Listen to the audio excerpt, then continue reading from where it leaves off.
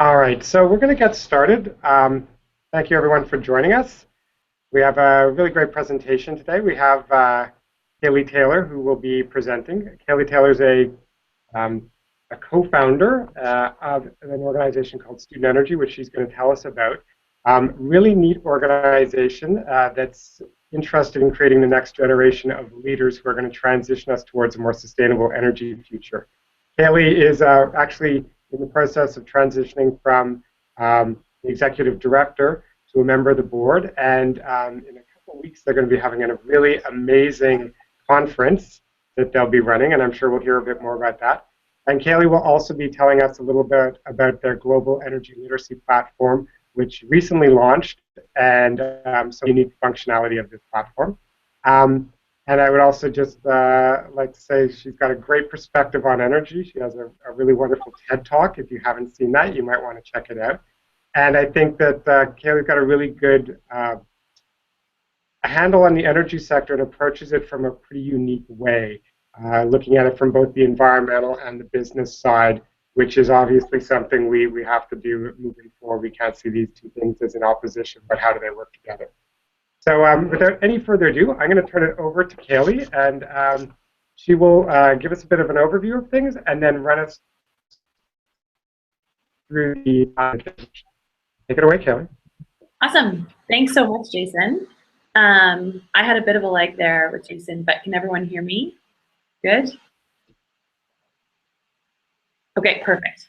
All right, so thanks for having me today. I'm really excited to talk to you a little bit about energy literacy and our approach to it and the platform that we just recently created that I like to think is a little bit revolutionary in its approach to energy education. Before I get there, I wanted to tell you a little bit about Student Energy, how we came to be and how this platform came to be, because the story is actually incredibly relevant to what you're going to see today. And I'm going to take you on a little tour of that platform as we go. So Student Energy is a global not-for-profit focused on creating the next generation of energy leaders.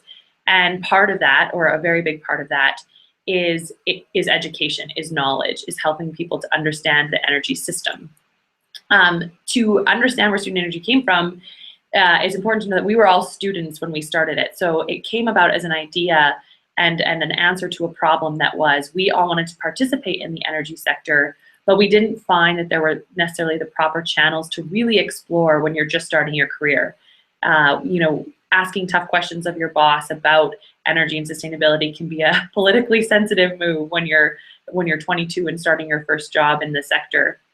And so as a group, we decided that we would try and create forums for discussion that would allow for that open, honest dialogue and a solutions-focused push to a sustainable future, one that's positive and optimistic and not focused on polarization.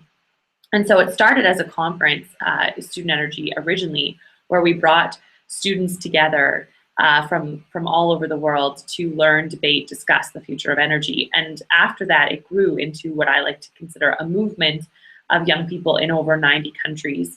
As Jason mentioned, we're hosting our next International Student Energy Summit in Bali this June, and we have students from 94 countries registered. So we have quite a broad network of people who are passionate about this. But the energy education component of this is really at the core. So we're trying to create young leaders, but the first part of that is creating people who understand the complexity of the energy system and the costs, benefits, and trade-offs of different types of energy, and see that it's not a black and white game. There are, you know, a lot of nuances and considerations within the system. And so when we were creating the organization, we went out to our community, to hundreds of students. We ran focus groups on Google Hangouts. We ran focus groups at universities all over the world. We talked to so many different students and asked questions about what their big pain points were in participating in the energy system. And we found a couple different things that I think will be interesting to this audience, because when you start talking to students, you recognize that there are some pretty common challenges in navigating the energy space and in educating themselves. So students would say to us, the problem I'm having is that, first of all, the information about energy that's out there is not built for my generation. I'm the Insta generation, I'm the Twitter generation, and the IPCC publishes a 996 page assessment paper. This is not how I learn. It's not something I'm willing to engage with, and it's too complicated, it's too long, it's too boring. So we heard a lot about formats, and that the formats were not appropriate for the millennial generation. And I think the other thing that we heard in droves, that I don't think it was surprising, but I think it's very relevant, is that trust was another massive problem. So students would say to us, when I Google fracking, the first thing that comes up is Chevron, the energy company, and Gasland, the documentary. How do I know who to trust in that, polarized perspective? You have two very differing viewpoints. And how do I know what's being spun? And how do I know what I can actually trust? And especially young people in their kind of 18 to 25 range are really exploring where they might want to put their careers, where they might want to put their time, energy, passion. And so when you get this kind of polarization, they're skeptical. They want to explore, but they want to make sure that they're not being duped, so to speak. So they said it's really hard to find trusted sources. It seems like everyone has an agenda. So those were the two big things that we found. And from our conferences where we have run these very open debates and have been, I think, quite successful in bringing together multiple perspectives, we thought, is there a way for us to do that for a broader audience? At a conference, you can reach 500, maybe 1,000 people, but with the internet, you can reach literally millions. And so we thought, why don't we take some of the principles that were built into our conferences and our approach to energy education and build them into an online platform that would help people to understand the basics of energy. And so with that, we went to work looking at what other resources existed. We didn't want to reinvent the wheel. We didn't want to try and be something that's already out there. So instead, we focused on those two big elements that people said were missing, the formats and the trust. And we decided to create what we believe is an entry point into the world of energy.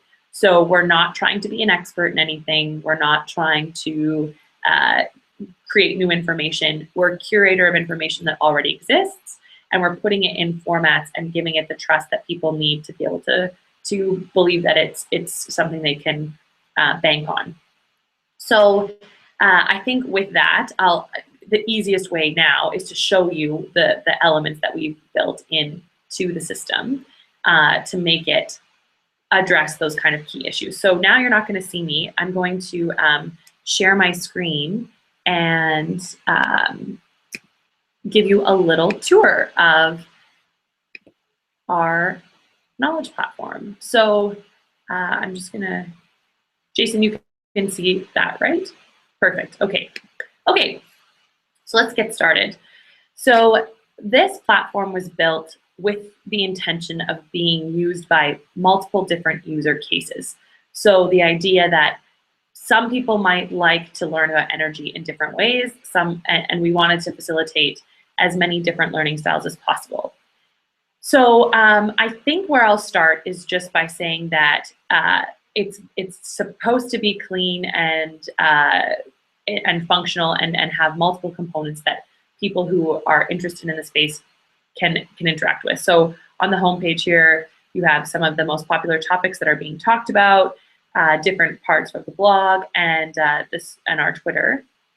And then here you have the kind of different ways you might go about learning about energy. So let's just look at some of the energy topics to start.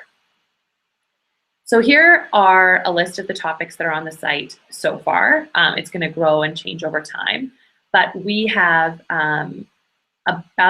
just over 80 topic pages. So you'll notice that it's all different types of energy, the major sources that people would have heard of. It's grouped in kind of an easy to find way, and this is how people would start to interact. The whole platform is built around topic pages. So I'm just going to go to one to show you what they look like.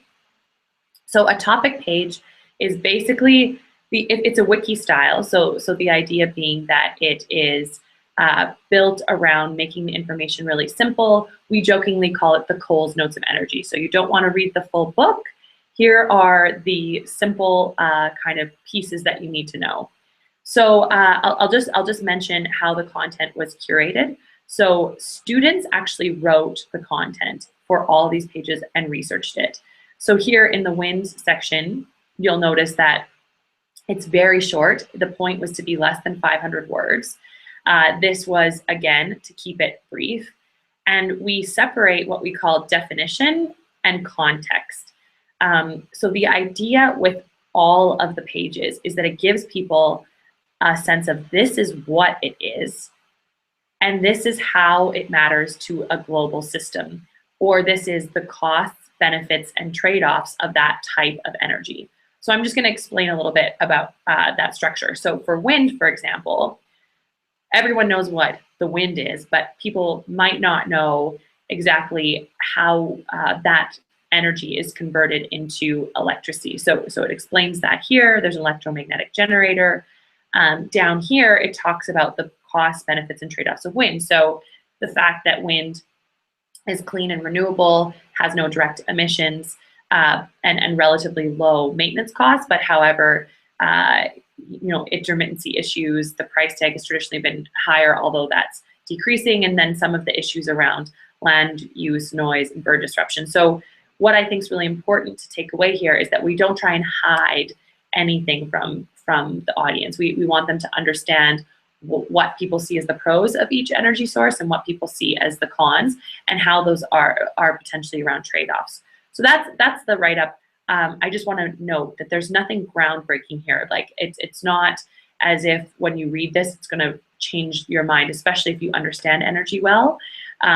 This is about creating really simple information for a beginner. So again, it's an entry point.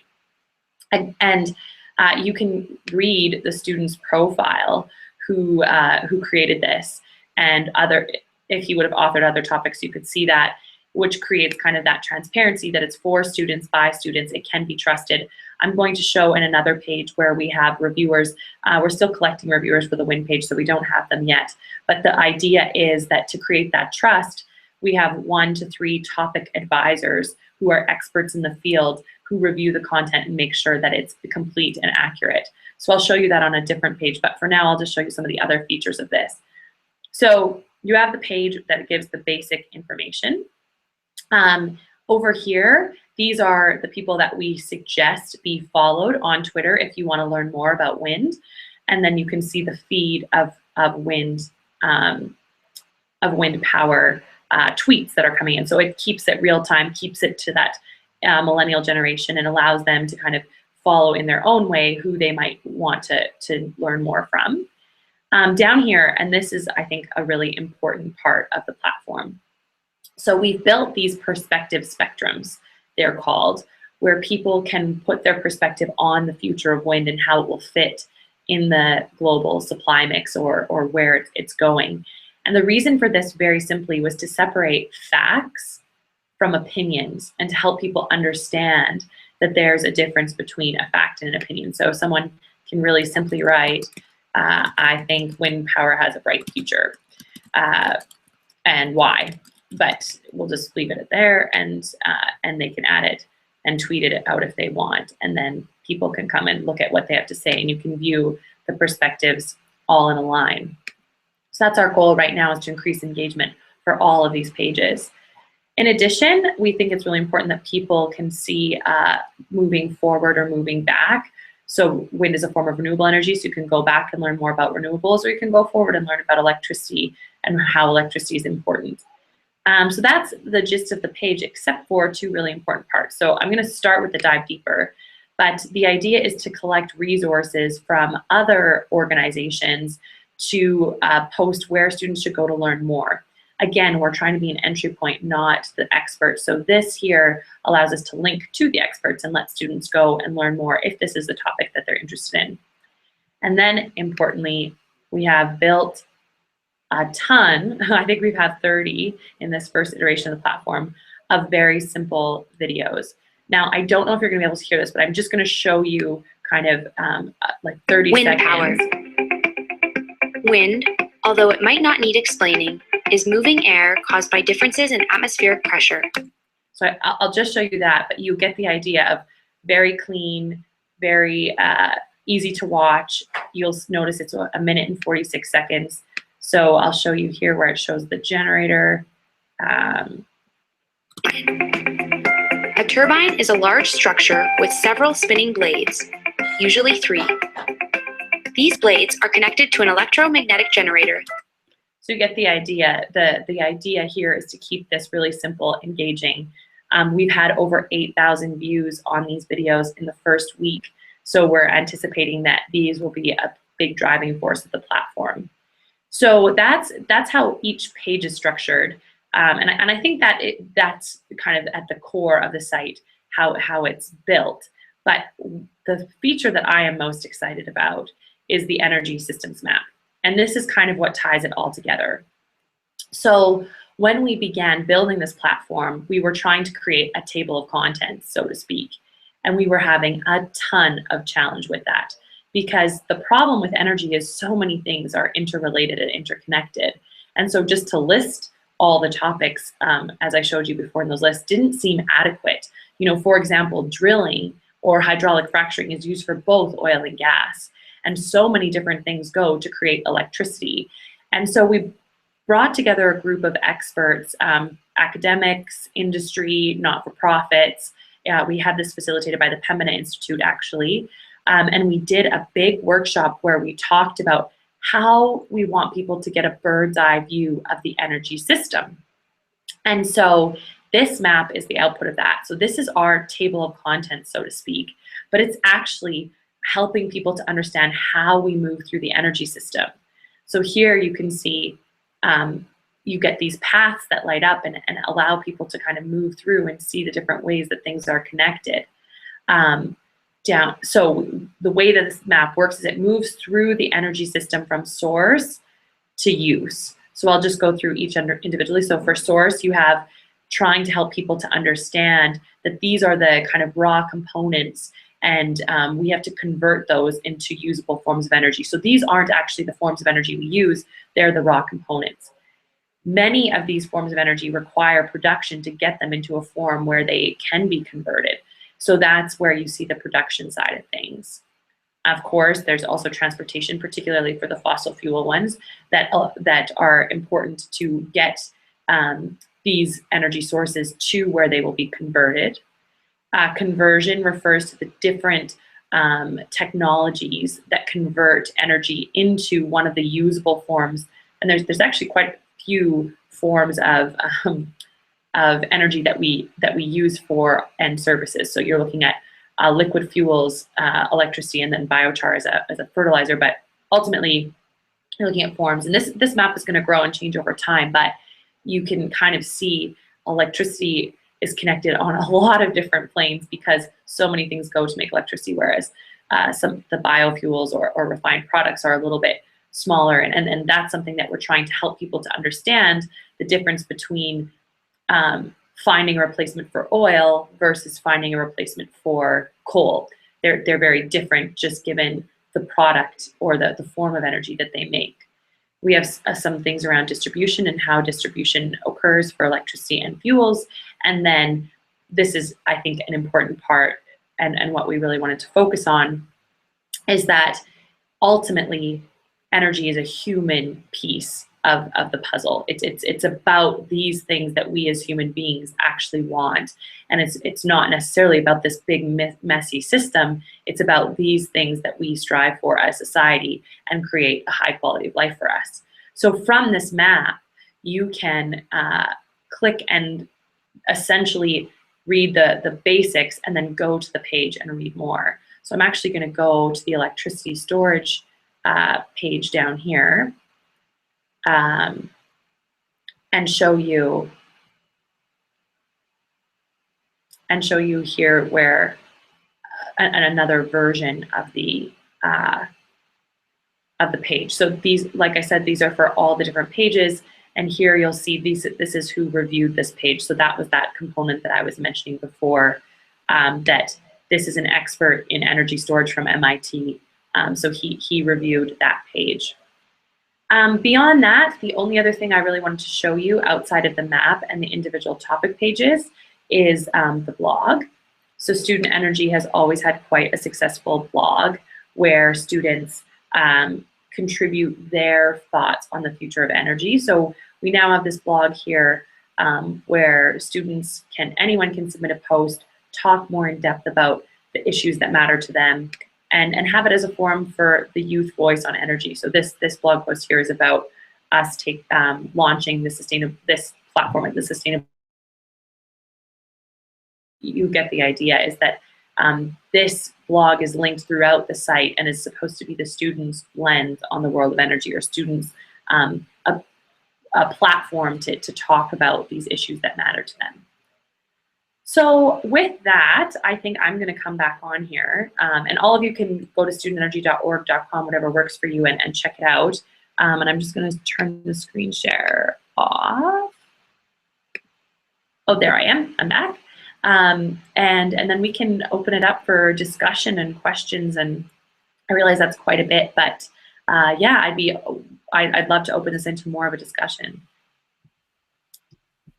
Nick, there's a couple of questions that did come up during the presentation, and I recognize both of the people. Oh, there's a third one that's just come in, as other museum professionals at different museums here. One of them was on pages on energy storage, so you did touch on that. So it seems like there is some stuff.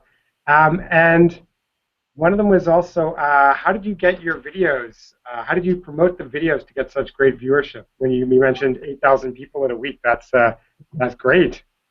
Yeah, so we actually learned, so Student Energy is a really strong following on social media. So our Facebook page, I think, has over 25,000 likes.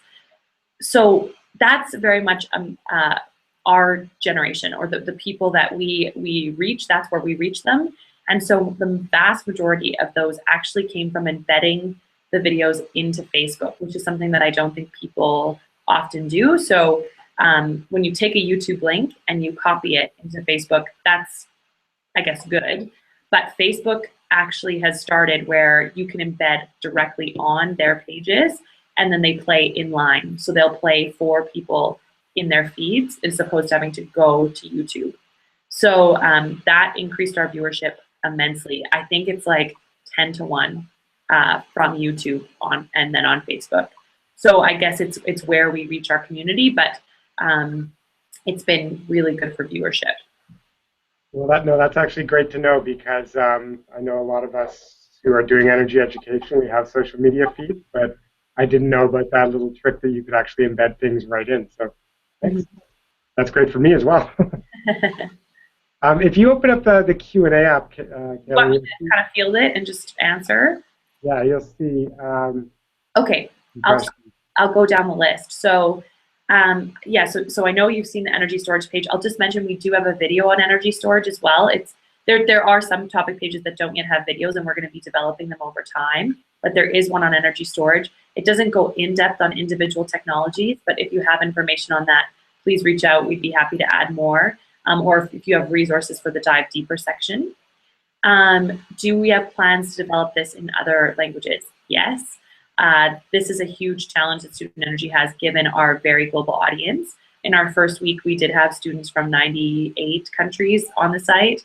And so we default to English, but it's not our ideal situation. So we do plan to develop that out. Just resources, time, money, that sort of thing. We're going to be raising more to do that sort of thing. We have a really strong following in Latin America, so we'll probably start with Spanish and French, and then go from there after. Actually, I'll just pipe in there. As you know, Kelly, as a National Museum, we try to produce a lot of our materials in English and in French. Donc, s'il y en a des questions en français, tu peux demander, puis on va répondre dans vos langues si c'est possible. But also, if you do have some things that you want translated into French, please do reach out to us. Yeah, for sure. I might be coming back, taking you up on that. So I think I've already answered the question on viewership. we are going to be working really hard to try and get the viewership beyond just our network, because our goal with this platform is to reach the audience that I would say is kind of one before our, we call them like enter nerds, or our really keen group. If a student is making their way to Bali for a conference on energy, they're probably already interested in it in some sense. So we're trying to get to that level before, where they're just maybe thinking, what's coal? Or why is this such a big deal? What's climate change? Those types of questions. So that's going to be we've hired a search engine optimization company that's helping us to get shown on this, on the organic searches, primarily because Google, and this is a tip for anyone, if you're a registered Canadian charity, Google gives $10,000 in free AdWords to Canadian charities per month if you sign up and get accepted, which is massive. So we've hired a search engine optimization company to help us maximize that. We've been reaching out to individual energy literacy partners to get them to put it through their networks. And then, of course, we're trying to just have a lot of word of mouth, especially across. Thanks for the compliment on the energy system map. We think it's probably the coolest feature, and we're really hoping to promote that as a kind of its own page as well. Do you focus on any national debates, specific local questions, or is it too political? Great question. We get asked about individual regions and individual topics a lot, and we do try and encourage open, honest debate. But for us, being a global organization, we only can really do that in forums when we have the capacity to do so. So, for example, at the Bali conference, we will be talking a lot about the future of Indonesian and Asian energy, because that's the region that we're in, and we run these regional summits. So, for example, last year in New York, we ran a regional summit, and shale gas was a huge piece. So we facilitate the debates around those, but on the platform, it's just informational at this point, and the blog is kind of the only place to facilitate that discussion about specific issues that relate to those broader topics. When I say that we create open, honest debate, I like to use the example of in Norway at our last International Student Energy Summit in 2013, we hosted a debate between Shell's Arctic drilling, the head of their Arctic drilling department, and Greenpeace Norway, which is not a debate that you might see very frequently, but we believe we have good convening power because it's in the name of the next generation. So we do tackle the topics, we don't take positions on them, but we try and create debate around them. On the platform, not as much, it's more in the conference format. Is there any way for users on the website to connect with each other? Not yet, is the answer. We have this, so being, as I mentioned, that this was built very much for the millennial generation, we really tried to not take people away. We didn't want to create another social network. So many organizations have tried to do that with always failing, because everyone's on Twitter, Instagram, Facebook, maybe YouTube. Those are where the generation lives, and they're not going to go and have a reason to sign up for another community.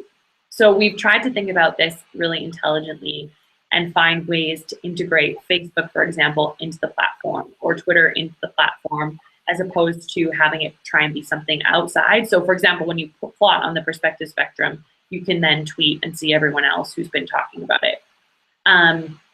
But currently, there's no way for people to connect across the platform. But in the next iteration, so we have a couple of phases of this that we see. We want to build what we're calling Find an Enter Nerd, which is essentially a big world map where you can search by region or topic of interest and be able to connect with people via messaging to ask questions. Because right now that mainly happens through me. So people will email me and say, hey, I'm going to India to do an internship on solar rural electrification. Do you know anyone in India, in Delhi, working on this stuff? And I probably do, but I would love to make that automatic. So that's our plan, is to try and do that in the next iteration, but currently only through blog commenting and the perspective spectrums can they kind of connect. Can I jump in there for a second, Kelly? Yeah, for sure. Yeah, so at the risk of having done something that is creating one more of those formats. We do have an energy literacy network the museum is running, so it's a WordPress site connected to our website, Let's Talk Energy. And it's not necessarily to recreate those conversations, because as you said, they're out there on Facebook and Twitter and all the other platforms. But really what we're trying to do is just create kind of that database of who's out there doing what in terms of energy education in Canada. So if this is something, Brendan M, that you are interested in, then you can find it off of our letstalkenergy.ca webpage, and it's under educational resources. It's called the Canadian Energy Literacy Network. And basically there you can just load up a profile. What do you do? What is your interest in energy? Where do you live? Who do you work for?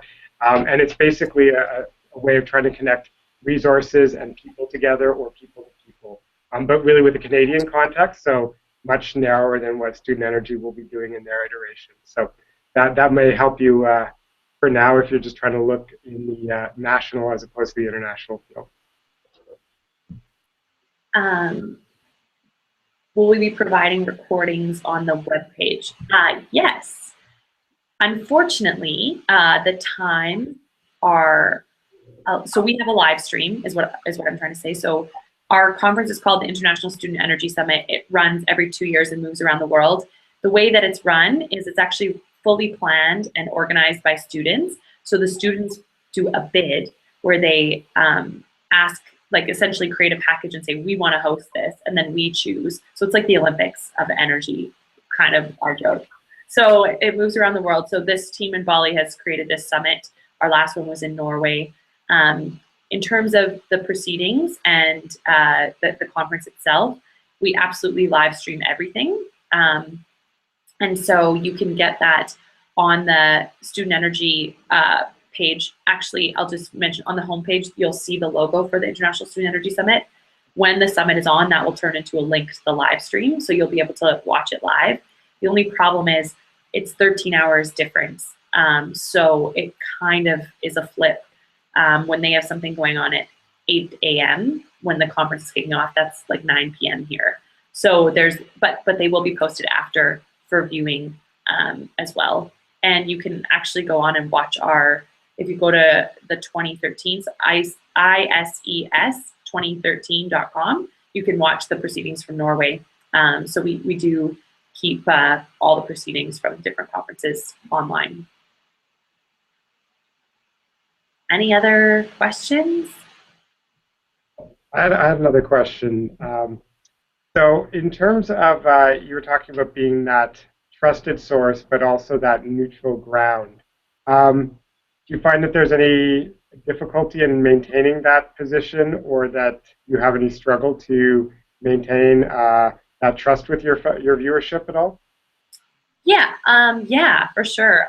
We got a tweet 2 days ago where someone said, love the site, it's so cool. And I said, thank you for the shout out. And then they wrote back, just tell me you're not a cover for tar sands companies. So yeah, it's hard. Some of our funders are oil sands companies, but we also have funders that are Bullfrog Power, our government, our foundations. We don't discriminate on anything. We educate on all different types of energy. We accept funding from all different types of energy. But what we've done, that's it's a difficult thing to do when you need to fund yourself and maintain that trust. So we are very, very clear with our funders about the iron curtain between programming and funding. So, for example, Synovus is a funder, and we do oil sands pages, but we develop the content and they don't get a say in what gets said, for example. And for them, they want to encourage people to have a source to go to that's balanced. So it serves a purpose for them as well, but we are really strict about keeping that integrity. At the conference as well, that's why Shell was our biggest funder at the Norway summit, but we still put them up beside Greenpeace. That's how we run things. So I think all I can really say is we do this, we walk the walk, and it's easy to just I think it's easier to just kind of pretend it's not an issue or hide it. We have a funding ethics statement that was our first blog on the Student Energy blog when we started. We always keep balanced perspectives, and that goes for the other side as well. When we bring in someone with a very strong environmental perspective, we try and bring in someone with a different perspective on the other side. So we call it passionately in the middle, or I jokingly often call it hippie in a suit, where it's, you know, my left-wing friends think I'm a corporate sellout, my right-wing friends think I'm a like tree hugger, but I'm happy to play in that space because it's a difficult space to play in, and it needs to be there more.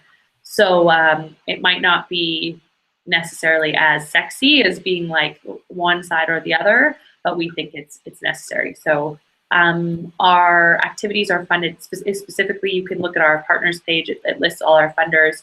We also fully disclose all our funding in our annual report every year. So it's primarily funded through grants, through foundations, and corporate sponsorship for the conferences. And then we do have a membership where students can contribute a small amount of money and get some additional benefits and support the organization. And then individual donors. We're charity, so we can write tax receipts for donations as well. So it's a gamut, it's everything. Great. Okay, I'm going to ask you one more question, and then if we don't have any more, maybe we'll wrap things up. You mentioned your inner nerds, which I love that term. Who do you find are the people who are accessing Student Energy, either at the conference or, say, your 25,000 Facebook followers? Are there people who are looking for kind of jobs and kind of future employment opportunities in energy, whether that's clean tech or more of the traditional sources? Or is it people who have an interest in an environmental message, whether it's climate change or mix of everyone? And how do you bring all those people together if it is a mix? It is a mix. It's a huge mix. We have literally had at the conference like full companies spin out and start. There's this one, like our favorite story is a company called Ilu Mexico, which is a solar rural electrification company in Mexico who's now electrified over 2,500 homes, and they started it at the 2009 summit. So we have everything from those like grassroots entrepreneurs to people who want to work in the traditional energy sector, in big companies, to people who want to work on policy. You name it, we have it. We have on the spectrum, I would say, of kind of renewables, fossil fuels. We have everything in between. I would generalize and say that I find our generation tends to lean left, tends to lean towards the fact that these challenges are real, pressing, and need to be addressed immediately, and that it's going to be up to us to solve them. And it will be worse if our leaders don't make change now. So I would say that our generation is really the generation who doesn't want to believe it has to be the economy or the environment. It's the one that wants to find a way for both of those to coexist and to be prosperous. So I think that the way that we do it, though, and bring it together is we let people know the beauty of disagreement and diversity. So when someone comes to the conference, we are very clear about, you don't have to, if you work for an energy company, like big oil company, you don't have to be ashamed. There are definitely changes you can make as an entrepreneur, so to speak. Or if you want to go start a clean tech company, that's also a way to make an impact. Or maybe you are studying health. One of our volunteers is was studying biosci at Harvard, and now has since moved into the intersection of climate change and health. So it can be anything. And what we try and help students to understand is that disagreement breeds innovation. And so there's no problem with having multiple perspectives. In fact, it's just going to get us to a better spot, and that everyone can make an impact in their own way, regardless of what their interest is, where they might want to work, how they might want to, like what part of the world they might want to live in. There's still things that everyone can do. So that's what we would call like our inspiration pillar, is just helping young people to see that they don't have to wait until they're a CEO or policymaker or a researcher, there's things that they can do now. So we unite them around that idea. Yeah, so diversity of views, but together all of you are stronger. Yes, exactly. We try to believe, or we do believe, but we try to instill that if we as a generation are going to be tasked with meeting these 2030, 2050 targets that are coming about, we need to be united and we need to feel part of a team, and the sum is greater than the individual part. So that's the whole is greater than the sum of the parts. So that's what we're trying to really instill in everyone. The next question, no, I don't know what that is, unfortunately. So I don't think I'll be presenting there. I also am moving away from Calgary in 3 days. So as Jason mentioned, I'm transitioning to the board of Student Energy, and we're in the process of hiring a new executive director. And I'm actually going to work for the UN Environmental Program in Geneva starting in September. So I leave for the summit on Monday, and then I will not be back in Canada for a little while. But I will look into this, and potentially the new executive director can be part of this in some way. So I'll look into it. I can fill you in on that. That's the Earth Matters conference in Canmore is October 15th to 17th, and it's being run by the Alberta Council for Environmental Education. And this year their focus is really, they're broadening it outside of Alberta, and energy is a key part of the conference. I mean, there's an acknowledgement that energy and environment are intricately linked, and you can't tease one of them out of the other. So awesome. That's yeah, it's a great conference, actually, and I know that they've announced their keynote speaker, who will be Wade Davis, who, if you've ever heard him talk, is pretty awesome. He's got some amazing adventures around the world. Cool. I'll also just mention quickly that Student Energy just received observer status at COP21, so we will be in Paris for the climate summit and plan on running some side events. We also have a really strong partnership with the UN Sustainable Energy for All initiative, and are one of their educational partners. So we are quite involved in these conversations. It just kind of depends in what forum. So yeah. Great. All right. Well, and Avery's Louise is saying that she can send me the link, or I can. Yeah, I'll make sure it's passed over so the new ED can see that. Are you happy to let us go ahead and promote through our channels and everybody else who's here the videos and the new website platform? Yeah, everyone, go nuts. It's been free, and it's unleashed onto the world now, right? Yeah, and the videos I think are a particularly good learning resource if you really want to get something across in less than 3 minutes. It's the place to go, I'd like to think. We jokingly like the Khan Academy type approach. So definitely send them, share them. If you need them used or syndicated another way, just contact us, and we're happy to get them out in as many channels as we can. We have a YouTube channel, and we have kind of sub threads in there, so maybe we'll put together a Student Energy one and throw them all into that, and then begin promoting them on our Facebook and Twitter. Perfect.